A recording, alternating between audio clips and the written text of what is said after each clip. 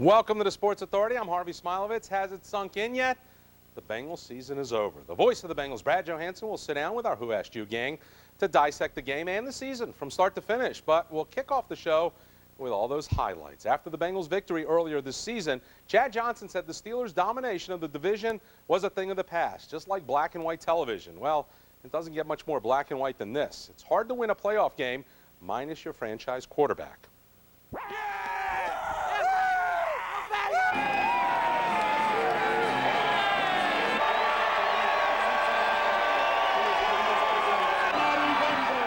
Local 12 photographers Kevin Jordan, Ed Burkholder, and Kevin Kirkendall all at Paul Brown Stadium today. Bengals first possession, 2nd and 9 from the 12. Carson Palmer hits a streaking Chris Henry along the sideline, beating Deshae Townsend, and Henry gets it down to the Steelers' 22. A 66-yard pickup, the longest in the team's postseason history, but on the play, Palmer is hit low by former Bengals lineman Kimo Bonhoeffer. He suffers a torn ACL in his left knee, and he is carted off. Done for the day. We'll have more on that later. Henry also hurts his knee and goes down a few plays later.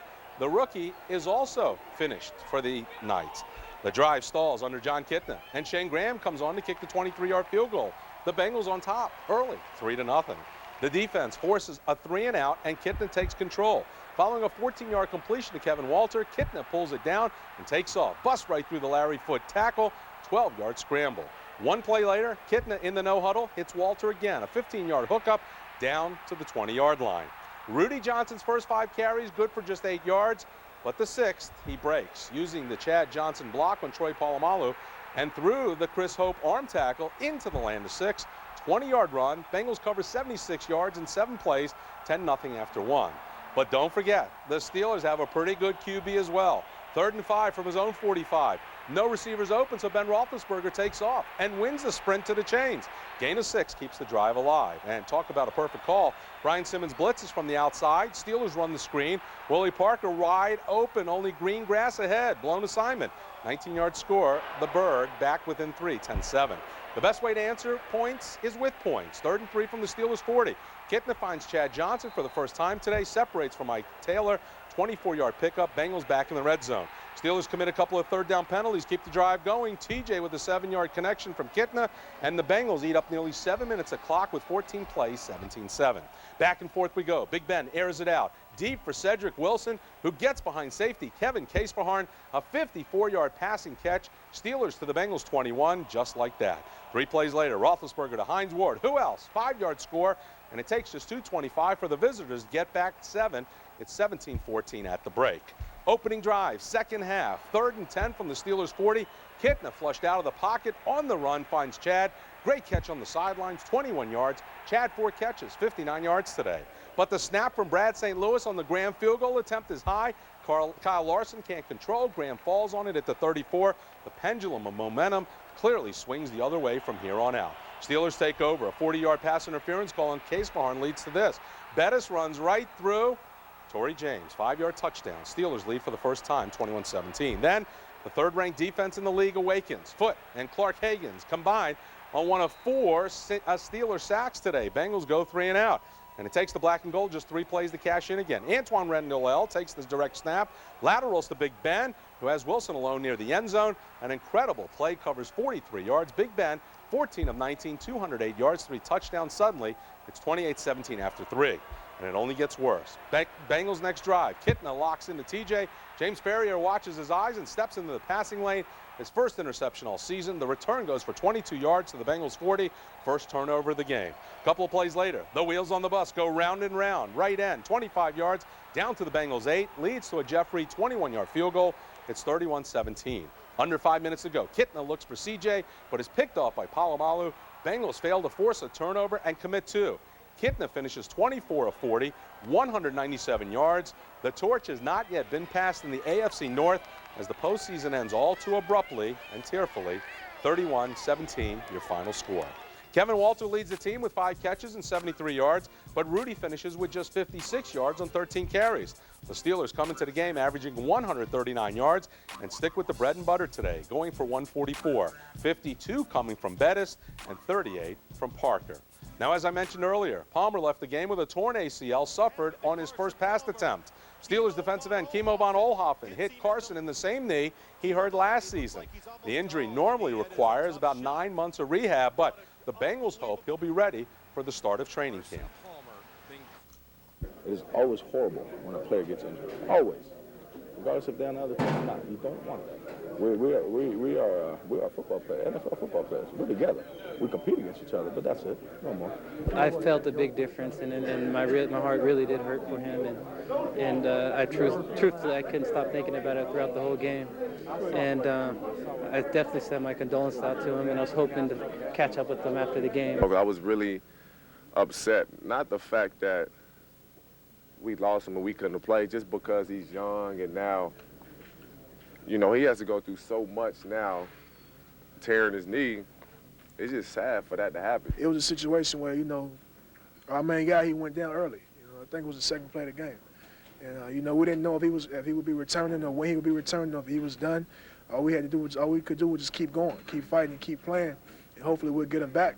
But we didn't end up getting him back. So our main focus at the time was just keep playing, keep doing what we got to do, keep our composure, keep our energy. I felt terrible for him. And, you know, the only chance I got to see him was at halftime, and that's briefly because I know we're going to make adjustments, but it almost brought me to tears going in there and seeing him. I consider him my best friend, and I felt terrible for him to have to, you know, to go down that way. Now tonight, you make the call. Was the hit on Carson Palmer dirty? Could it have been avoided? Yes or no? Call 345-1212 to cast your vote, and we'll have your results a little later in the show. Now, Palmer's injury, missed opportunities, a blown lead, but the focus inside the locker room, learning how to get the job done. We as a football team need to learn from this. We came in here as a football team. We need to leave out of here as a football team and understand it. It's about, you know, working through the tough times. You know, you work through the critical points in the game and keep your eye on the target and do your job. Do your job. And this will be a lesson that we needed to learn, obviously. We just got to keep growing as a team. You know, we got a lot of selfish people around here that, you know, when you get in the playoffs, man, you just got to play sound football and not, you know, just play team ball. That's all. Just team ball, and that stuff wouldn't happen. I don't think we have, you know, selfish guys on our defense. You know, I go to bat for that. You know, I just know it. I think guys might have, you know, played out of character and try to make plays happen. You know, and when you're in a game of this magnitude, guys try to make things happen. Since the day we got here, since April 4th, you know, to come this far, the point of the work we put in was getting to the postseason. But not just getting there, but just finishing it off. You know, finishing it off. And I don't want to say we sold ourselves short. We have improved, but I mean, what's the point of getting there if you're not going to finish it all the way through? As a team that never been there before, when you up 17-7, you got to be able to come in the locker room and correct the mistakes that you did make. You can't come in here like the game is over when you playing, because everybody in the playoffs is capable of coming back. And that's one thing you got to learn. That's, you know, lesson learned. First playoff game, quite sure next year it'll be better. Harvey, thanks very much. Richard Skinner, 1360 homer of the Sports Animal. Joe Walter back from exile to finish off the season. What's going on, guys? How are y'all? Playoff style. Let's start with a poll question. Was it a dirty hit from Kimo van Oelhoffen to take Carson Palmer out of the game? I'll let you begin. Yeah, no, I don't think so. You know, it's a dirty game. And, you know, you could see the reaction. The one replay from the end zone camera really showed where he took a double look. I'm sure he heard Carson in pain. And then you could tell when he got up and clapped his hands together like, you know, I certainly didn't mean to do that. And I know Joe knows him well enough to probably indicate the same. I don't think it was a dirty hit. And Joe? Not at all. Knowing Kimo, he's just playing hard, and it was just one of those things that happened. And, you know, he clapped his hands and frustrated because he wants to play against the best quarterback out on the field and have the best players out there. And it wasn't anything like Kimo. No, I know Kimo too. I don't think it was a dirty hit, but I do think it should have brought a flag. I think it was a late hit. You go back to the one where Odell, in a similar circumstance in, I think in Pittsburgh, if I'm not mistaken, where he hit Ben right after Ben was coming off the knee injury, and there were some questions whether or not something should have happened there. And if I'm not mistaken, he did get fined by the NFL for that particular hit. Now, he was tripped by a lineman going into him in that circumstance. The similar circumstance took place here, and maybe that's arguable. But, you know, the end result is penalty or no penalty, you lost the best player on your football team for that day. This was a fun first half, and John Kitna admirably performed in the first first half. But I still ask the question, and everybody's going to. If Carson Palmer plays the entire game, do the Bengals win this game? You know what, though, Brett? Yes, I think so. I think it would have been a much better game. But on the same hand, Kitna played a great game. I mean, he did what he had to do coming in there. The mistakes happened in the special teams in the second half. You know, going into this game, I had told everybody all week that I talked to about the game that every time the Bengals touched the ball, they had to put points on the board. And they did that except for the last series in the first half. Right. And then everything fell apart the second half. And if we look at a play of the game, because it certainly happens, especially in the Steelers games, there seems to be a definitive moment when the game changes. High snap, Larson doesn't get it, doesn't go down, and the game changes completely. Big time. I mean, because you would at least put something together. You put together another good drive with John at the helm. You kick a field goal in that circumstance, it's something in that drive. Even if Pittsburgh comes back and scores a touchdown, which they did, you're still feeling all we got to do is go down the next drive and get a field goal to retake the lead. Once that happened, once Pittsburgh went down and scored so quickly, it seemed like they got out of any sync of what they wanted to do. And once John got behind, no offense to John, I mean, he's not at that stage again in his career. Now, if he plays 10, 11, 12 games in a row, maybe, he's not bringing you back from 11 points down. Joe, I'm going to ask you this because this comes from a locker room, and you know after losses how guys are. John Thornton is not one of those guys to just kind of spout off. John Thornton says to me directly, there are a lot of selfish guys on this defense, guys who played selfishly today, and you can't win selfishly and individually, and there are things that are going to have to change for this team to win defensively. Your reaction to something like that? Doesn't shock me. You could kind of tell that there's a bunch of individuals on that defense the way they've played all year long. I'm really kind of proud of John coming out and going after the guys a little bit and saying, hey, we've got to be accountable. And they do have to be accountable. The whole defense has to be accountable. They've had to be accountable all year. These guys have been playing selfish all year. It's very noticeable on the field, and congrats to John for coming out. It's about time. They need to wake some guys up. Your reaction to something like that? That wouldn't surprise me either, but I think some of that comes from young guys who try to do too much for themselves. They don't understand probably that this guy, I need him to make a play for me to make a play, or vice versa. I need to go to my spot so somebody else can go to the right spot. And I'm sure a lot of that's pointed probably at Odell Thurman, because as a rookie, we saw him how many times Brad run to the wrong spot. That's just a guy, a lot of times, probably playing selfishly, if you will, if you want to take it by the true definition, but he's also trying to make plays on top of that too. You know, is Deltha O'Neal selfish because he's coming up with interceptions? I think there's a level of truth to that, but at the end of the day, you still are talent inferior in your front seven. That's why you still didn't win football games. Well, the final 7 games and now final 8, because you got 31 points, and that will be your average for the final 8 games of the season. You can't win games like that. Now, as we said, if Carson Palmer was in this game, you might have won a shootout, but it was going to have to be a shootout because the Bengals defense made too many mistakes. Well, that's just it. I mean, John still got you a 17-7 lead. Now, granted, you knew you were going to have to score more than 17 points, but he got you to 17-7. When he came in the game, if you'd have told a Bengal fan, get me to 17 points at halftime, if you told Marvin that, then it's up to the defense to start making some plays. You know, the defense could, if it was good enough, they can win a game for you 17-14. I believe it or not, it's actually happened in the NFL before. Teams actually can hold guys under 2 or 3 touchdowns. This defense just wasn't good enough, and again, today, John wasn't the kind of guy who's going to win you a shootout. Well, instead of talking about Denver, we're going to be talking about all that stuff that Bengals fans are always used to talking about a month earlier than this, and that is number one, do you have to keep John Kitna, or is John Kitna expendable? Because you know ACLs, and they come back quicker, but there's a possibility that Carson Palmer can't start the season. Well, I think you've got to really look at keeping John. Just because he knows the system, you're not going to bring a new quarterback in here. I don't think Krenzel's going to be the guy to be number 2 or to take this team while Palmer's out, if he's out after training camp. So you're going to have to keep Kitna. You have no other choice but to keep him. Financially, you still have to do that? Yeah, and I know. And in theory, you know, they worked Tim Couch out, as we remember, with probably the thought process of, you know, we can probably let John go and bring Tim in and let him sit for a while, and hopefully over 5, 6, 7, 8, 9, 10 games he'll start to learn a little bit. But I think with Joe now, I think you have to, you know, capital outlay for John Kitna to play. And now maybe it changes your mindset too during the course of the season. Maybe now in 2 touchdown fourth quarter leads, maybe you get John some snaps, because it's quite evident he probably needed to take some more snaps this year, more than just the Kansas City game. Okay, I said that as number one. I'm only going to get to number two because we're out of time. We'll talk about draft some other time.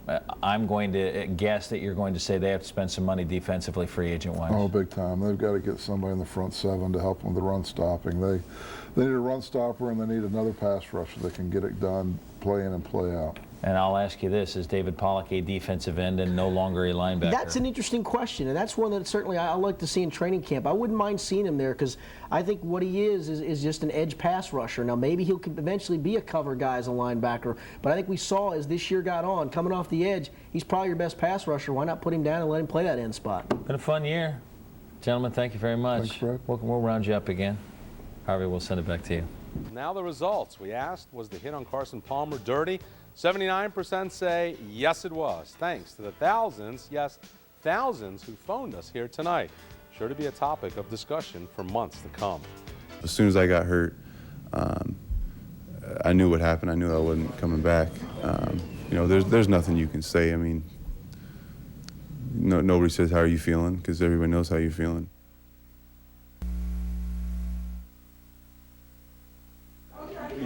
It was the day after at Paul Brown Stadium. Some players packed their bags, while Carson Palmer navigated the locker room on crutches and tried to sort through how his season ended 3 hours sooner than the rest of the teams. Parts of last night seemed like, you know, minutes were hours, and then, you know, looking back, some of last night flew by. But I don't think, you know, that this isn't going to hit me until I hit the rehab. For the record, Palmer doesn't think there was anything dirty about the hit from Kimo von Oelhoffen, just like his teammates have no doubts about Palmer's determination to get back on the field. Inside, he's hurting a little bit, but he knows what he has to do to get back. Regular guys don't have that kind of attitude. Only the elite guys have that kind of temperament. I'll be back. I'll be back. You know, I'm not sure the timeline exactly, but I'm not going to miss anything in training camp, and I'm going to be ready to roll. Which is exactly what the head coach wanted to hear, as he's focused on the future of his football team. When you lose, and we talked about this, it's like falling off that cliff. And having lost in the playoffs before, no matter when you lose, it's still the same cliff you go over, and it hurts. But we'll learn from this. We will be a better football team next year. I'll be a better coach. Palmer said he plans to have the surgery as soon as possible, but doesn't have anything scheduled just yet. Receiver Chris Henry, who left the game a few plays after Palmer did, won't have to have surgery on his knee, but Marvin Lewis said Henry needs about 6 to 8 weeks to recover. Evening, everyone. While Carson Palmer was having surgery in Houston to repair his torn ACL and MCL, his favorite target was busy denying rumors that he scuffled with Coach Marvin Lewis and receivers coach Hugh Jackson during halftime of Sunday's game. Chad says he was taking an IV at halftime like he always does and would never disrespect his coaches like that. It's ridiculous, and he laughed about it, and I told him I would just take care of the situation myself, since I was the one who is really taking the blame and the heat. And I just wanted to clear the air. You've dealt with me. Everybody's here dealt with me for a long time now, and you already know that that's not me at all.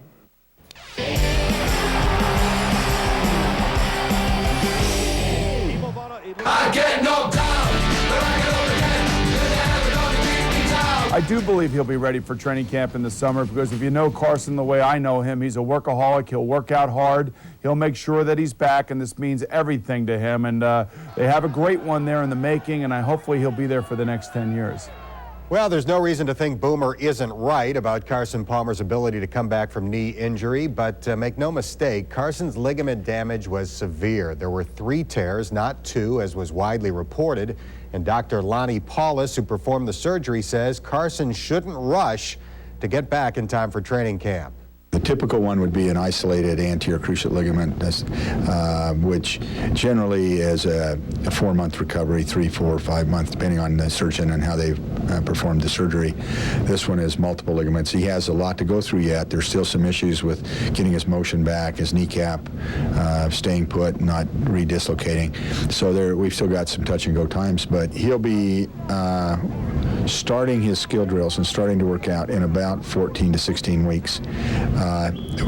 He could get back sooner, but a person of his ability who's a franchise player, you don't want to push back too fast. And so I think they're going to try to get him ready for next September and get going at that point. Palmer, by the way, left Houston today to begin rehab at home in California.